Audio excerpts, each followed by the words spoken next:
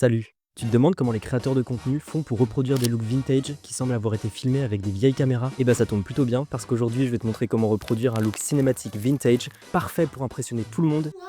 On a sorti la chemise vintage pour l'occasion, on perd pas de temps, on ouvre DaVinci. Avant de commencer, je tiens quand même à préciser qu'on n'utilisera pas de plugin payant. Désolé The on fera pas de collab, mais bref, retournons à notre colo. On se retrouve dans l'onglet Color de DaVinci Resolve et j'ai déjà sélectionné une image de référence, donc celle-ci qui me paraît pas mal. Et j'ai aussi déjà plusieurs, nodes de prêt. Donc il s'agit principalement de Color Space Transform. Pour ceux qui n'ont pas vu ma dernière vidéo, je vous invite à aller la voir maintenant, car dedans je développe un petit peu plus, ce qu'est le Color Space Transform et je vous explique comment le remplir. Là, je vais juste faire un rappel très rapide, donc vraiment je vous invite à aller regarder ma dernière vidéo. Avant de vous montrer rapidement les Color Space Transform que j'ai ici, je vais vous montrer, les paramètres de mon projet. Donc évidemment en Color Science, j'ai DaVinci YRGB. En Timeline Color Space, c'est DaVinci White Gamut Intermediate et en Output Color Space, donc le Color Space de sortie, j'ai du Rec 709 Gamma 2.4. Je vous invite à faire de même. Donc mon premier node, Color Space Transform, c'est donc Color Space Transform White Gamut, comme vous pouvez le voir. Donc je mets le Color Space de ma caméra et le gamma de ma caméra, je le fais passer en, DaVinci White Gamut et DaVinci Intermediate. Ensuite, le Color Space de sortie, c'est, DaVinci White Gamut et DaVinci Intermediate vers, Rec 709 Gamma 2.4 et puis ensuite les 2 derniers, nodes donc, comme vous le savez, celui-là c'est, ce Color Space Transform, c'est, Color Space Rec 709 et Gamma 2.4 vers Rec 709 Gamma Cineon Film Log. Comme ça je peux appliquer une des luttes de DaVinci et hop là et donc ensuite le node suivant c'est une lutte. Donc pour rappel, pour appliquer une lutte, c'est clic droit, lutte évidemment et film look et moi j'ai sélectionné la première Kodak qui est très, très bien. Maintenant vous allez me demander: «Mais c'est quoi ce premier node avant ton premier Color Space Transform?» Et ben, c'est un power grade en fait. C'est un power grade qui a été créé par le youtubeur JewWorks. Pour ceux qui ne le connaissent pas, c'est vraiment un très bon youtubeur et un très bon étalonneur. Vraiment, vous allez apprendre plein de choses avec lui, donc je vous invite à aller le suivre. Et donc, il a créé un power grade en fait qui est censé simuler, en fait, faire une émulation de l'effet halation, mais d'une façon assez précise, qui suit un peu les lois de la physique. C'est pour ça que je l'ai mis ici. Donc, hop, je l'active. Et comme vous pouvez le voir, il est vraiment bien. Je vous mettrai le lien de la vidéo de JewWorks dans la description, donc pas la peine de dépenser des tas d'argent dans des plugins. Bon, maintenant que tout ça est dit, on va pouvoir passer à l'étalonnage. Alors, pour commencer, ce que je vais faire, c'est que je vais, regrouper ces 2 nodes-là, donc le Color Space Transform vers Cineon Film Log et le node avec le LUT. Donc je sélectionne les 2, je fais Create Compound Nodes, je le renomme, hop là, LUT. Voilà, comme ça, ce sera plus pratique pour après parce que je pourrais le désactiver et le réactiver selon, l'utilisation que j'en fais. Ce qu'on va faire d'ailleurs dans un premier temps, c'est qu'on va ajouter un node juste après le Color Space Transform, vers du White Gamut. Hop là. On va l'appeler tout simplement exposition contraste, donc exp cont. Hop là.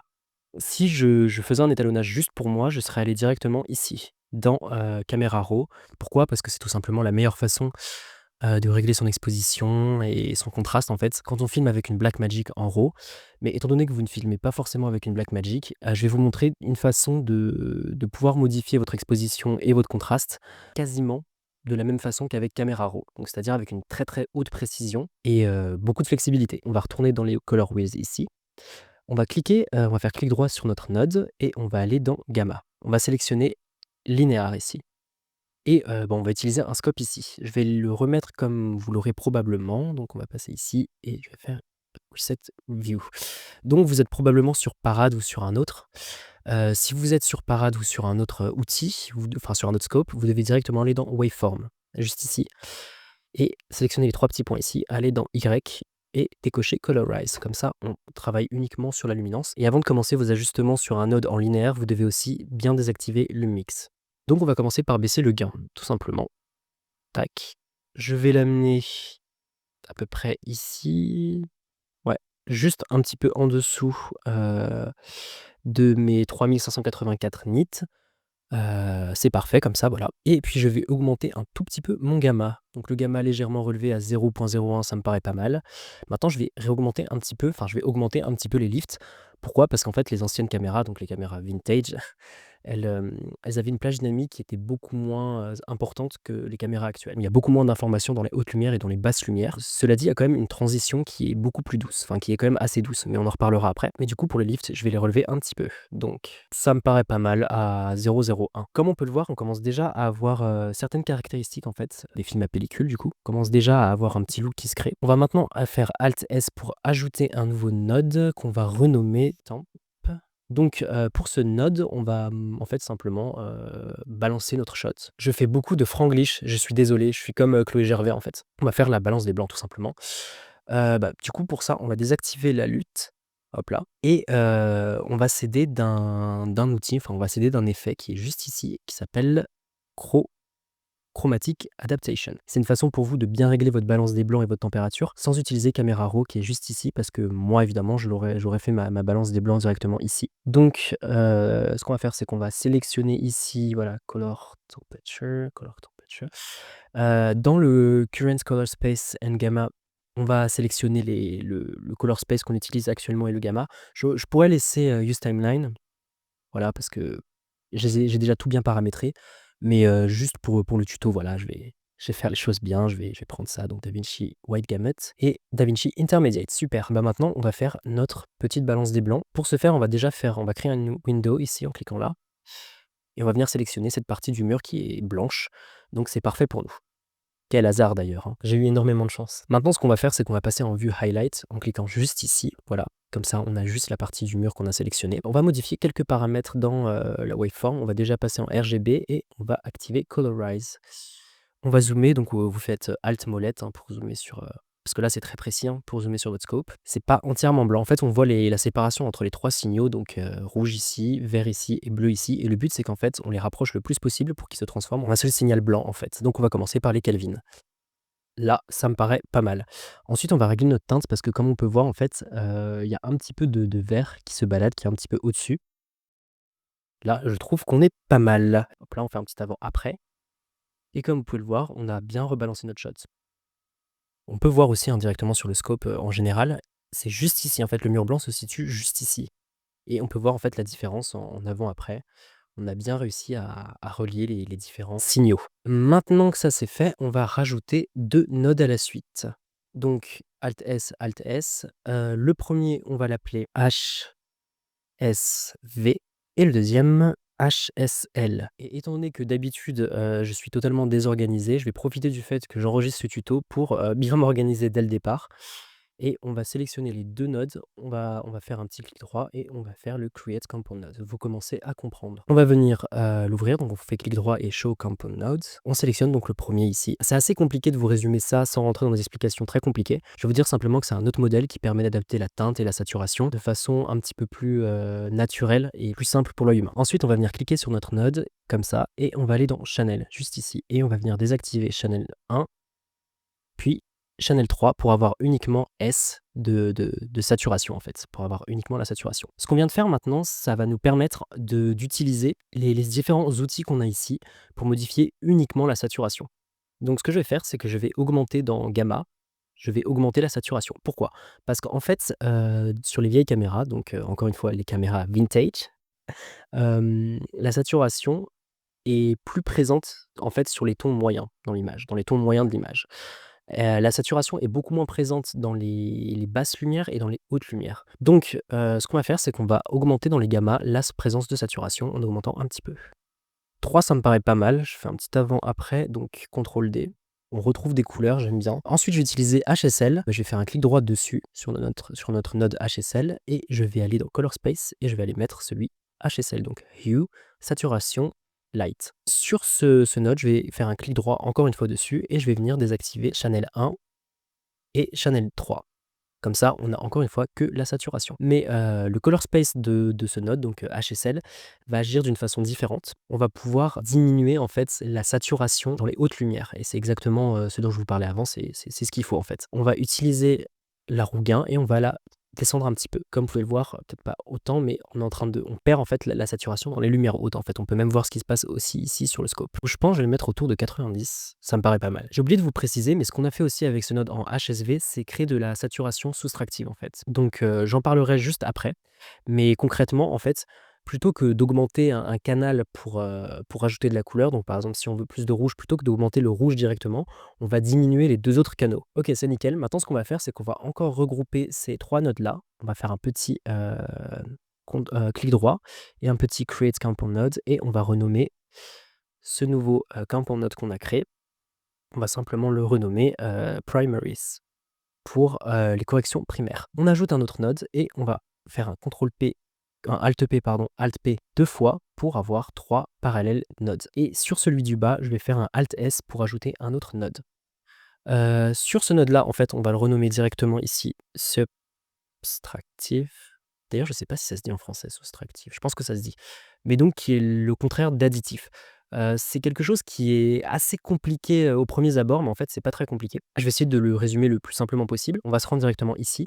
On va aller dans le RGB mixer. Donc en fait, comme vous le savez, hein, n'importe quelle couleur est constituée d'un mélange de rouge, de vert et de bleu. Et donc en fait, le RGB mixer, c'est, le rouge, le vert et le bleu, comme vous pouvez le voir, mais, avec à l'intérieur de ces 3 canaux, les 3 couleurs qu'on connaît, encore une fois donc rouge, vert, bleu. Et le but en fait de la saturation additive, c'est tout simplement en fait d'augmenter, les canaux pour augmenter la saturation de la couleur. Donc, comme vous pouvez le voir, si j'augmente le rouge, il y a plus de rouge sur mon image. Si j'augmente le vert, il y a plus de vert sur mon image. Et si j'augmente le bleu, voilà, il y a plus de bleu. La saturation soustractive, c'est faire l'inverse. C'est faire ressortir des couleurs en diminuant les couleurs qu'on ne veut pas. Je reprends mon exemple.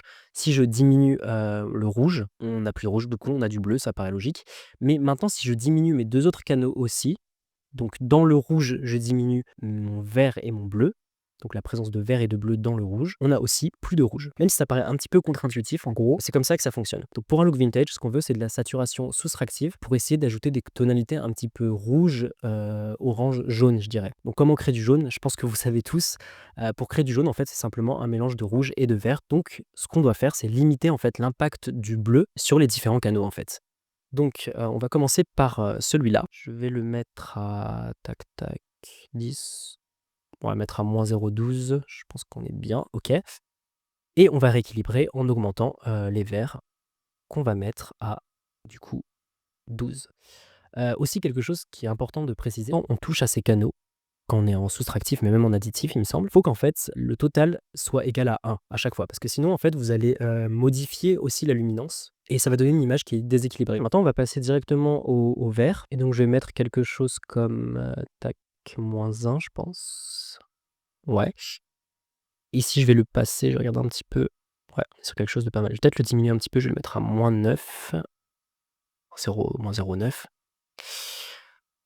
et ici, je vais le mettre à -0,08 et je vais augmenter celui-là, je vais rajouter un +1 et donc pour le bleu, bah, je vais tout simplement diminuer les 2 autres canaux qui sont ici pour, qu'on ait moins de bleu. On va se mettre à 4 et ici, je vais passer à 4 comme ça. Je pense qu'on est bien. OK, moi déjà j'aime bien, ça donne déjà un look assez naturel. Ça on voit tout de suite que c'est pas la même chose qu'utiliser, ici, d'aller dans saturation et le mettre à fond. On voit que c'est très ciblé, que ça donne un look qui est très naturel, en fait. Ça donne l'impression que ça a été capturé sur le tournage et c'est exactement ce qu'on veut puisqu'on veut reproduire l'effet d'une pellicule avec la lumière qui traverse les différentes couches. Pour, ajouter un petit peu plus à ce look, on va utiliser, le node qu'on a créé juste à côté, d'ailleurs on va le renommer Adjust. Je vais aller dans mes roues HDR pour, rajouter un tout petit peu de peps, à ce qu'on vient de créer, voilà. On va aller dans la roue globale et on va essayer de donner des teintes qui sont un petit peu plus chaude, un petit peu plus, rouge, jaune, je dirais. C'est déjà pas mal. Ce que j'aime bien aussi en ayant modifié un petit peu, la teinte générale, c'est que les basses lumières qui sont juste ici sont aussi impactées et en fait ça crée je vais vous faire un petit avant après, ça crée, ces petits pixels un peu rougeâtres, un petit peu désagréables que justement on essaye de s'en débarrasser quand on fait un étalonnage, on va dire, assez classique. Mais là, c'est bien parce qu'en fait ça crée ce côté qu'on a sur les pellicules justement ou dans les basses lumières on a des couleurs qui sont, des fois pas très naturelles. On va pouvoir poursuivre, on va passer au node juste au-dessus qu'on va renommer et on va l'appeler Curves. On va se rendre dans les curves donc juste ici et on va aller dans Hue versus saturation. On va cliquer sur des couleurs en fait de notre image qui sont, beaucoup trop saturées. Je trouve que ça dénature un petit peu, le look qu'on essaye de créer. Donc je vais cliquer dessus et je vais essayer en fait de faire matcher cette espèce de jaune avec les couleurs qu'on a derrière, vous voyez? Juste ici qui sont un petit peu plus vertes. Je vais essayer de faire matcher leur saturation. Je vais diminuer. Je trouve que c'est pas mal honnêtement. Je pense que je vais aussi peut-être désaturer un petit peu mon ciel, je suis pas sûr. Bon allez, on va le faire un petit peu. Je vais mettre à peu près à la hauteur de l'autre. Allez, on va se mettre à peu près à 0,60. Voilà. Une fois que ça c'est fait, on va pouvoir continuer avec le node juste au-dessus. On va faire un clic droit encore une fois dessus. Et donc on va venir le renommer Highlights Roll Off. Et là, on va créer en fait un effet de roll-off sur les hautes lumières, parce qu'en fait, les hautes lumières des anciennes caméras diminuent progressivement en fait. Donc c'est un roll-off, une sorte de roll-off. Il n'y a pas de clipping qui se crée comme sur les caméras modernes. Donc en fait, on va essayer de reproduire ça en faisant une sorte de transition douce dans les hautes lumières. Je pense que je vais tout simplement partir sur les roues HDR, donc ici, et je vais le faire directement dans les highlights. Donc je me mets en highlights et je vais venir les diminuer progressivement. Et encore une fois, les roues HDR sont en linéaire. Donc pas de souci. Voilà, ça me paraît pas mal. Je vais aussi diminuer la saturation, évidemment, parce que plus on va dans les hautes lumières sur les vieilles caméras, moins il y a de saturation. Donc cette fois-ci, par contre, je vais la diminuer très légèrement. Hop là, parfait. D'ailleurs, si vous voulez être sûr de sélectionner vos hautes lumières et que vous voulez un petit peu plus, on va dire, être sûr de ce que vous sélectionnez, je vous invite à aller ici. Et ici, en bougeant le curseur, vous pouvez tout simplement modifier votre sélection. Vous pouvez aussi utiliser Fall Off ici pour adoucir ou non en fait la transition entre les différentes plages, ce qui est très utile justement quand on fait un roll-off. Maintenant que tout ça c'est fait, on va pouvoir regrouper encore une fois tous nos nodes, faire un clic droit, faire Create Compound Node et on va pouvoir renommer ce node Secondary. On est plutôt bien déjà. On va encore rajouter des nodes. Donc on va faire un petit Alt S et on va en rajouter 4, je pense. Tac tac, on est à 4, peut-être un de plus, 5, oui. On va rajouter 5. On va venir sélectionner notre premier node tout en bas. On va appliquer notre premier effet. Moi, je vais aller sur Dehaze. Vous n'êtes pas obligé justement, mais moi, c'est un effet que j'aime bien. Je trouve que quand on l'utilise très légèrement, ça peut être très utile pour récupérer de la saturation. Donc je vais en ajouter un tout petit peu. 130. C'est pas mal. J'aime bien, on récupère un petit peu de saturation, surtout sur les teintes de peau. Et ça limite aussi un petit peu l'effet de compression qu'on avait amené sur les basses lumières. Donc en fait, c'est selon votre goût. Moi, je fais ça personnellement, hein, mais c'est pas forcément obligé, surtout quand on veut recréer un look vintage, c'est pas un effet qui est obligatoire. Ensuite, on va appliquer un autre effet donc sur le node juste au-dessus, qu'on va renommer, hop là, Glow. Vous connaissez très bien cet effet. Et là, en l'occurrence, ça va être un effet purement artistique. Là, c'est vraiment, c'est pas pour essayer de reproduire à la perfection le look d'une vieille caméra. Là, c'est juste pour moi parce que j'aime bien cet effet et parce que j'ai envie de faire ressortir encore un tout petit peu la saturation sur les teintes de peau du modèle et aussi le faire ressortir un petit peu plus le modèle. Donc, ce que je vais faire, c'est que je vais mettre mon threshold au maximum et utiliser la diffusion aussi pour la mettre au maximum. Je vais aller dans Composite Type et je vais mettre Soft Light, voilà. Je vais ensuite me rendre ici pour limiter la luminance, en fait, ma sélection de luminance. Donc je vais descendre un petit peu. Je vais éviter de prendre le mur derrière, en fait, justement. Je vais créer un tout petit peu de soft quand même, pour que ce soit un petit peu moins violent. Ensuite, je vais retourner dans Effets et je vais évidemment utiliser Global Blend parce que je ne vais pas le laisser comme ça entièrement aussi puissant. Ça me paraît pas mal. Comme vous pouvez le voir, on a une petite teinte qui s'est créée qui est très sympathique. Ensuite, on va passer au prochain effet. Donc, on va cliquer sur le node du dessus. On va faire node label et ça va être grain. On va venir chercher ici grain. On sélectionne l'effet, on le drop et on est bien. Je vais prendre moi l'effet 16 mm Archival Print. Ouais, je pense que je vais le laisser comme ça. C'est peut-être un petit peu fort pour certains, mais moi je pense que c'est assez visible. Donc pour le look, ce sera parfait. Ok, il reste donc 2 effets à appliquer. Donc on va passer à ce node-là. On va le renommer Chromatic Aberration.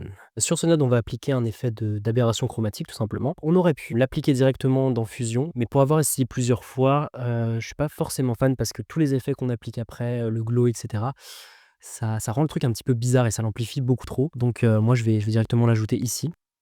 Et on va appliquer en fait l'effet qui normalement le supprime en fait. Ici, on va mettre tout au maximum. On va aller sur celui du bas et on va mettre au minimum.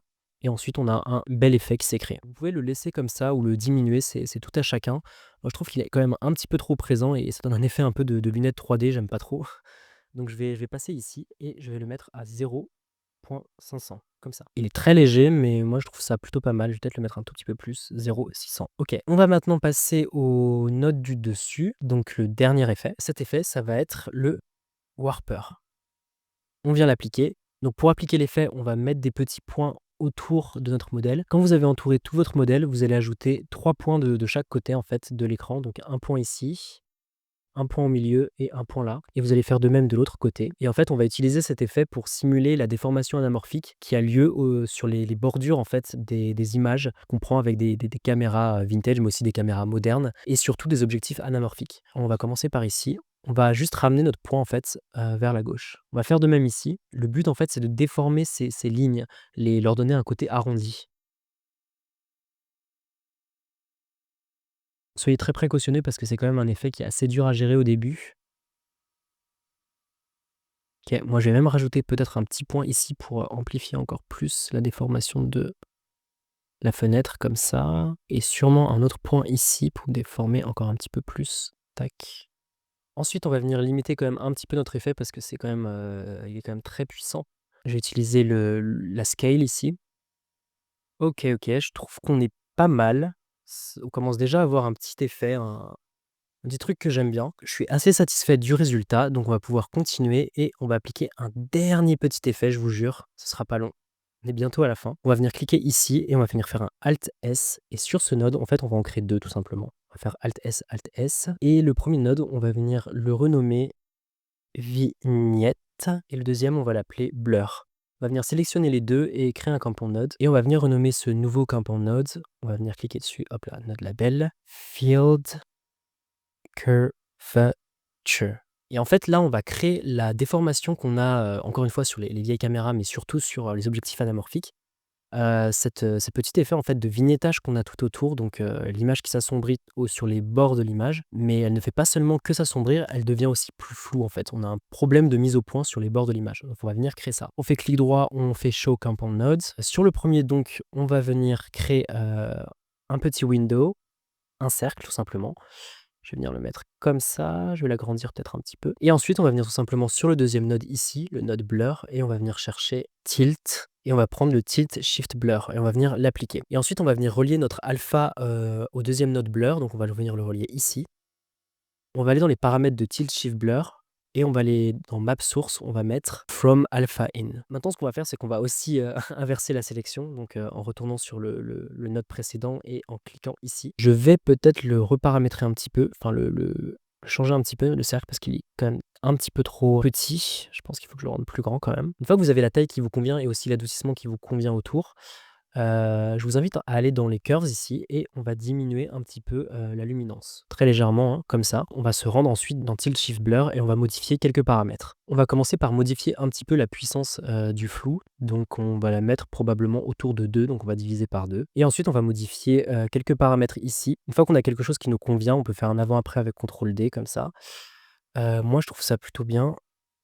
Voilà, c'est assez léger. Je pense que je vais même le diminuer encore un petit peu. On a presque terminé. On va pouvoir, ajouter, les 2 derniers nodes, si je dis pas de bêtises, qui nous manquent. Mais avant de faire ça, on va encore une fois regrouper tous ces nodes-là, Create Compound Nodes, qu'on va venir renommer encore une fois Effect. Et maintenant, bah, on est vraiment à la fin, donc on va pouvoir, créer les derniers petits arrangements, les dernières petites touches en fait. Donc, on va les créer juste après la lutte et après, le dernier Color Space Transform. Donc ça va être les tout derniers ajustements. Je vais créer 2 nodes. On va sélectionner le premier node et on va venir tout simplement le renommer Vignette. Et le deuxième, on va l'appeler Blur. Oui, oui, encore un nouveau. On va regrouper les 2 encore une fois et on va venir renommer ça Final. Et sur le premier, on va tout simplement créer une petite vignette autour de notre personnage pour encore plus l'isoler. Petite vignette comme ça, 3 fois rien. On inverse la sélection, on baisse un petit peu la luminance. Donc moi je pense que ça va être à peu près ici. Pour attirer l'œil en fait sur le modèle. Voilà, c'est pas mal. Puis on va ajouter un dernier node ici. On va venir se rendre ici. On va rester sur Blur et on va venir ajouter un petit peu de Blur. Donc je me mets, combien est-ce qu'on va mettre? Je pense que je vais mettre à 53 à peu près. L'avantage du Blur en fait, c'est que ça permet déjà de créer un flou parce que les anciennes caméras, n'avaient pas un piqué aussi puissant que celui d'aujourd'hui, déjà dans un premier temps et aussi c'est pratique parce que comme ça le grain, va aussi, mieux se mêler à l'image, on va dire. Voilà, le look est terminé. Moi, je vais faire juste une toute petite modification, une dernière modification, c'est un peu, la touche personnelle que j'aime bien ajouter. C'est diminuer un tout petit peu la luminance, donc à la toute fin quand on a le dernier Color Space Transform, qu'on a appliqué la lutte et cetera. C'est appliquer encore une dernière fois, toute petite modification à la luminance, la diminuer encore un tout petit peu pour, simuler cet effet de compression cinéma qu'on a sur les images. Moi, je trouve ça plutôt sympa et voilà, on a terminé. Voilà, j'espère que ce rendu et ce tuto vous ont plu. Si c'est le cas, n'hésitez pas à vous abonner à la chaîne. Vous pouvez aussi me suivre sur les différents réseaux sociaux comme TikTok et Instagram, je vais aussi publier du contenu là-bas. Si vous voulez aller plus loin, mais surtout plus vite en color grading, n'hésitez pas à consulter le lien qui est dans la description de la vidéo. Vous pouvez prendre un rendez-vous avec moi et je vais voir comment est-ce que je peux vous aider avec un coaching. N'hésitez pas à me dire en commentaire ce que vous avez pensé de la vidéo et me suggérer une idée pour une prochaine vidéo. C'était tout pour moi, à la prochaine.